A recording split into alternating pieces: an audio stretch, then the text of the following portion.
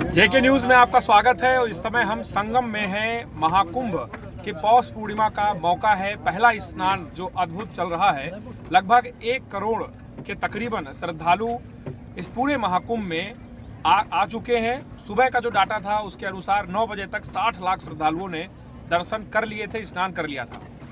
लगातार संतों का भी जमावड़ा लग रहा है। पूरे देश के जाने माने संत आ रहे हैं।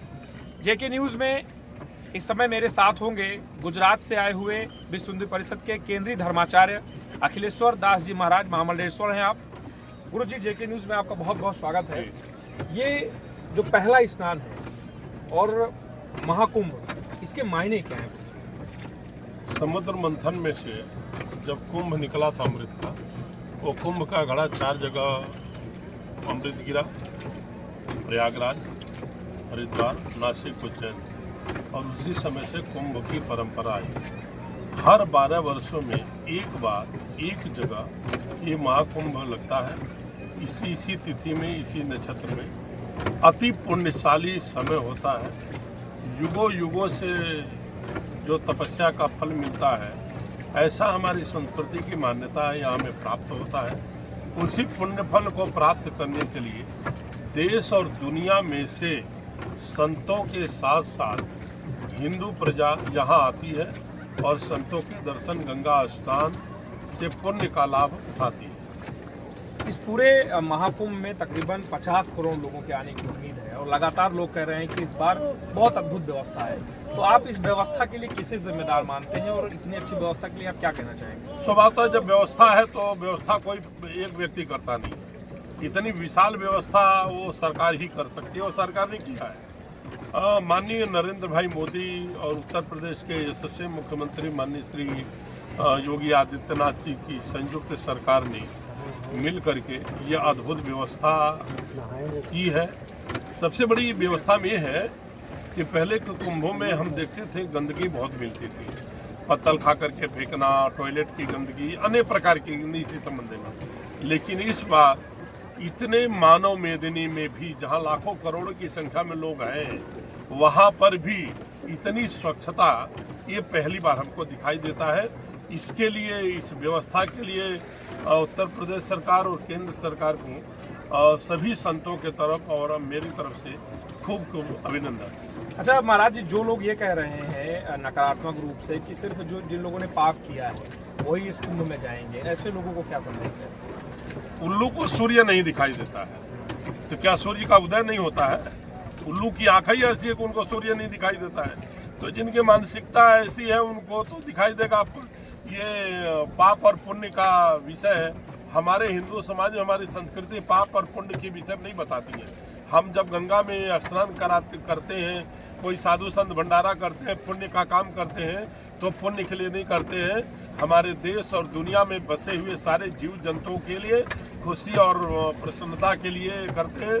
सर्वे भवन्तु सुखिनः सर्वे सन्तु निरामया सर्वे भद्राणि पश्यन्ति मा कश्चित् दुःख भाग् भवेत्। एक जाति के लिए नहीं, ये दुनिया में बसी हुई सारी जातियों के जन कल्याण के लिए है। गंगा ये थोड़ी कहती है कि इसमें हिंदू ही नहाएगा। गंगा ये थोड़ी कहती है कि ब्राह्मण ही नहाएगा। गंगा थोड़ी कहती है क्रिश्चियन शूद्र वैसे ही नहाएगा। सर्व गंगा जो बहती है, इनकी कलकल छलछल धारा ये देश में जहाँ से जिस मार्ग से निकलती है, वो पुण्यवती गंगा सबको तारने के लिए निकलती है।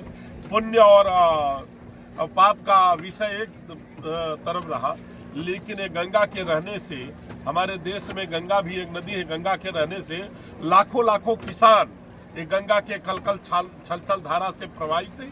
उनको उनका जल मिलता है, जल मिलने से खेती अच्छी होती है, हमारे देश की इकोनॉमी आगे बढ़ती है। ये गंगा का तो प्रत्यक्ष फल है। तो गंगा ने नहीं कहा कभी मैं इधर से बह रही हूँ, इसका जो है जल है, इसका जो पानी है वो मुसलमान नहीं पी सकता है, क्रिश्चियन नहीं पी सकता है, केवल हिंदू पिएगा। सार्वजनिक है सभी के लिए। जो माँ उसकी है जो कहता है माँ मेरी है। जो बेटे कुपात्र पैदा हो गए हैं, उनको पुण्य और पाप दिखाई देता है, उनके लिए तो कोई शब्द नहीं है। वो तो अपने बाप को भी कहते हैं कि मेरा बाप नहीं है, मैं अब कहाँ से पैदा हो गया, तो उनके लिए कोई प्रश्न नहीं है। लेकिन गंगे तव दर्शनार्थ मुक्ति, गंगा में नहाने की भी जरूरत नहीं है, गंगा का दर्शन मात्र से ही पुण्य फल मिलता है।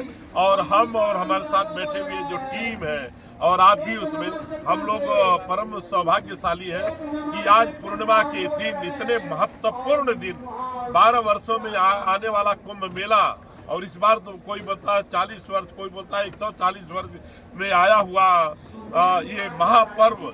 और उस समय इस इतनी विशाल भीड़ भाड़ में, जहां लगभग शाम तक जाते जाते इस मेला की संख्या 1 करोड़ हो जाएगी, उस क्षण में हम और आप माँ गंगा की गोद में बैठ कर के इंटरव्यू ले रहे हैं। ये माँ गंगा का प्रत्यक्ष फल है और हम सब पुण्यशाली हैं। अच्छा, एक दो नेता ऐसे हैं जिनकी टिप्पणी आवश्यक रहती है, राहुल गांधी, अखिलेश यादव।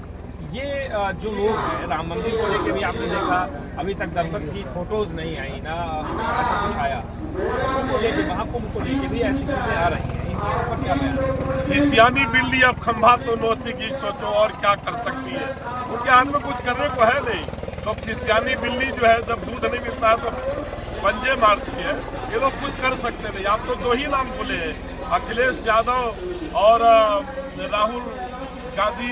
एक और हैदराबाद में एक कुत्ता है, वो भी भूखता रहता है। वो कुत्तों को भूखने से कोई हाथी की चाल कमी हो जाती है क्या? हम मस्त है, माँ गंगा का आशीर्वाद है। अभी इन लोगों की बात जानने दीजिए, माँ गंगा का पुण्यवती का आनंद लीजिए और देश की, दुनिया की प्रजा को और माँ गंगा के गोद में बैठकर हम सब प्रार्थना करेंगे, हे माँ, मेरा देश, मेरा देशवासी, मेरे देश का किसान, और खास करके रिकॉर्ड करिए, मात्र और मात्र मेरे देश का हिंदू माँ गंगा के प्रताप से प्रसन्न रहे, खुश रहे, यशस्वी है। हिंदू इसलिए कहा कि गंगा हिंदुओं की है, ये दूसरे और जातियां मानती नहीं, गंगा मेरी है, तो माँ उसी की है जिसको माँ मानते हैं। बहुत धन्यवाद। धन्यवाद। तो आपने सुना कि महामंडलेश्वर अखिलेश्वर दास जी महाराज ने क्या कुछ कहा। जेके न्यूज़ देखते रहिए, महाकुंभ की सारी अपडेट से जुड़े रहिए। वीडियो जर्नलिस्ट आकाश के साथ अनुज हरमत, जेके न्यूज़ प्रयागराज।